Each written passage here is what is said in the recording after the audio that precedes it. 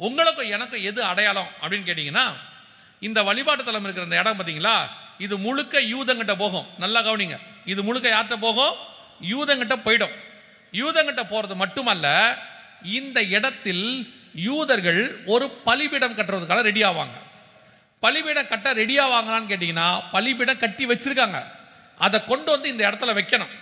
So அதுக்கு இவங்களுக்கு இந்த இடம் வேணும். அப்போ இந்த இடத்துல இருக்க அந்த வழிபாட்டு தலத்தை அவங்க ரிமூவ் பண்ணுவாங்க, அல்லது இயற்கையாக விழும். இயற்கையாக எப்படிங்க விழும் அப்படின்னு கேட்டிங்கன்னா, அதே எசேக்கியேல் 38:19 வசனம் சொல்லுது, அந்நாளிலே இஸ்ரவேல் தேசத்தில் என்ன இருக்குது? பெரிய அதிர்ச்சி உண்டாகி. அந்நாளிலே இஸ்ரவேல் தேசத்தில் பெரிய அதிர்ச்சி உண்டாகும். பெரிய அதிர்ச்சினா மெகா குவாக்கன் இருக்கும் இங்கிலீஷில்.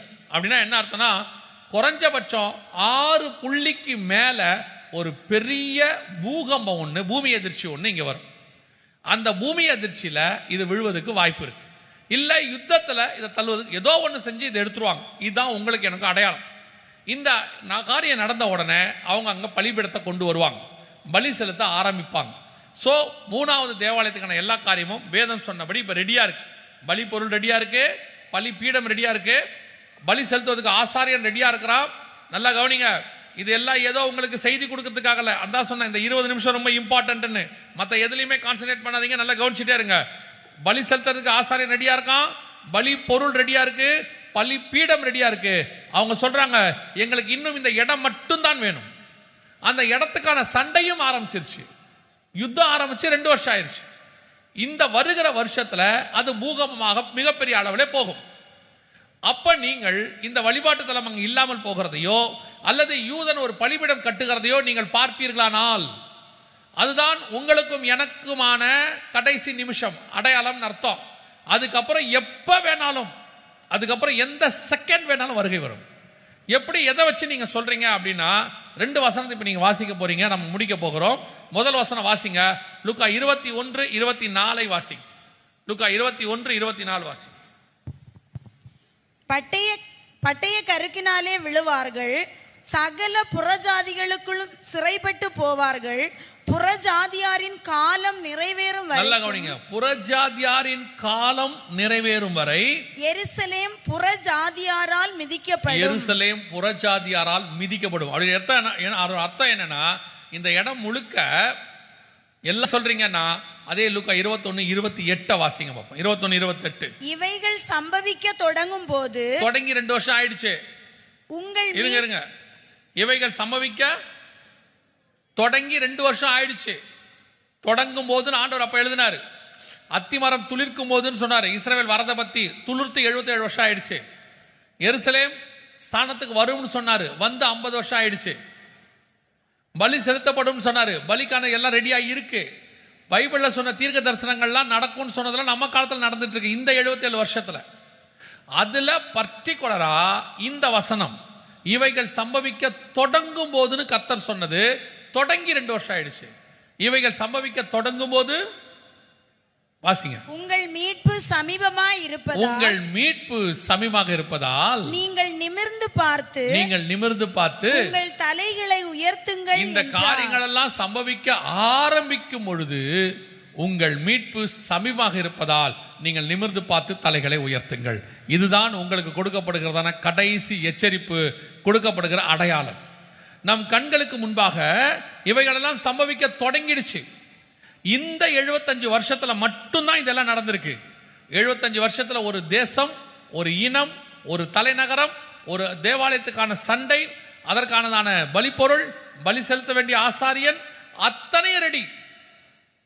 இன்னும் உங்களுக்கு உணர்வு வரல, இல்ல கடைசி காலம்லாம் இல்ல, இன்னும் காலம் செல்லும், இன்னும் நான் அந்த காலத்து செய்யணும், இதை செய்யணும், இன்னும் 50 வருஷம் கழிச்சு இன்சூரன்ஸ், 75 வருஷம் கழிச்சு என் பேரப்பிள்ளைக்கு, அது நீங்க நினைச்சிட்டு இருந்தீங்கன்னா நோவா காலத்து ஜனங்களுக்கு ஈக்குவலா மாறிடுவீங்க. வசனம் சொல்லுது மத்திய 24:37-38, நோவாவின் காலத்தில் எப்படி நடந்ததோ அப்படியே மனுஷகுமார் வரும் காலத்திலும் நடக்கும். எப்படி எனில், புசித்தும் குடித்தும் பெண் கொண்டும் பெண்ணெடுத்தும் வெள்ளம் வந்து வாரி கொண்டு போகும் அளவும் உணராதிருந்தார்கள்.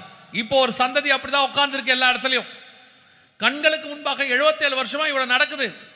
ஒரு ஒரு ஒரு சத்தியத்தை கேட்ட உடனே நினிவே ஜனங்க 40 நாள் உபவாசிச்சானாமா ஒரு சத்தியத்தை கேட்ட உடனே. ஆனா இவ்வளவு அடையாளங்களை பார்த்த பிறகு ஒரு ஜனத்திற்கு, சபைக்கு அவர்களுக்குள்ளே உணர்வு வரல, தேவனை சந்திக்கணுங்கிற பயம் வரல. உன் தேவனை சந்திக்கும்படி ஆயத்தப்படுன்னு சொல்லுது, அதற்கான ஆயத்தம் இல்லை.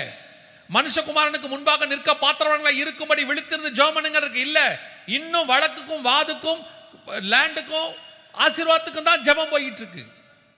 இன்னும் வாக்குத்தத்தத்துக்கு பின்னாடி தான் சபை ஓடிக்கிட்டு இருக்கு. சபை இன்னும் மணவாளனை எதிர்பார்த்து காத்திருக்கிற மணவாட்டியா இல்ல. நம்ம காலத்துல நடக்க வேண்டியது, இவன் சொல்றேன், இதெல்லாம் வருகைக்கு முன்பாக நடக்க வேண்டியது நடந்துருச்சு. இன்னும் நடக்க வேண்டியது வருகைக்கு பின்னாடி உள்ளது. உபத்திரவ காலத்தில் நடக்க வேண்டியதுல தீர்க்கதரிசனம் இருக்கு. அது இப்ப நமக்கு தேவையில்லை. நாம வருகையில போக வேண்டியவங்க. நம்ம ஆயத்தப்பட்டிருக்கிறோமா? நாம எந்த அளவுக்கு ரெடி ஆகியிருக்கிறோம்? நம்ம கண்ணுக்கு முன்னாடி இயேசு வருவதற்கு முன்பதாக நடைபெற வேண்டிய எல்லா காரியங்களும் நடந்துருச்சு. உங்களுக்கு தெரியணும்.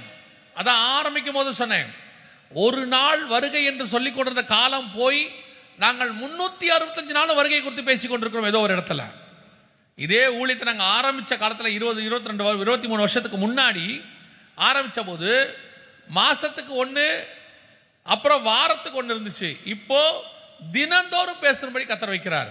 ஒரு அர்ஜென்சி இருக்கு. மணவாளன் வருகிறானுங்கிற சத்தம் கேட்க தொடங்கிருச்சு.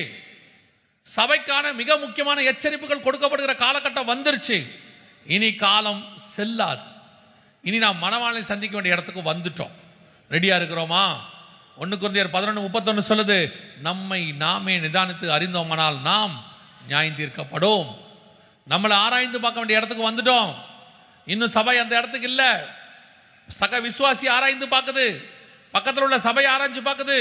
அந்த டினாமினேஷனுக்கு நான் பரவாயில்ல, அந்த ஊழியக்காரனுக்கு நான் பரவாயில்ல, இந்த விசுவாசிக்கு நான் பரவாயில்ல. ஆண்டவர் சொல்றாரு, இது அதுக்கான காலம் அல்ல, வலதுபுறம் இடதுபுறம் பார்க்கறதுக்கான நேரம் இல்லை. இனி ஒரே ஒன்று காலம் இருக்கிறது, ராஜாவை சந்திக்கிற காலம். அல்லேலூயா, அல்லேலூயா.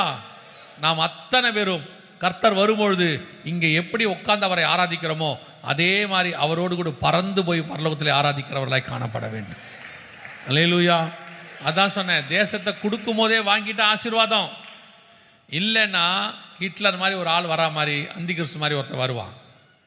வருகையில் எக்காலம் தொனிக்கும் போதே நீங்கள் எடுத்துக்கொள்ளப்பட்டுட்டீங்கன்னா இங்கே இருக்கிற நீங்கள் மர்வமாகி அவரோடு கூட மேலே போயிடும்.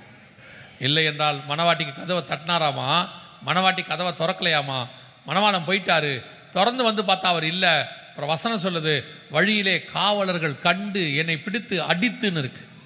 அது எதுக்கான அடையாளம் தெரியுமா? மணவாளன் கூப்பிடும் போது போகாவிட்டால் பின்னாடி உபத்திரவ காலம் வருகிறது என்று அர்த்தம். உபத்திரவ காலத்துக்கு தப்பிக்கும்படி கர்த்தர் உங்களுக்கு எனக்கும் வாய்ப்பு கொடுத்திருக்கிறார். அல்லேலூயா.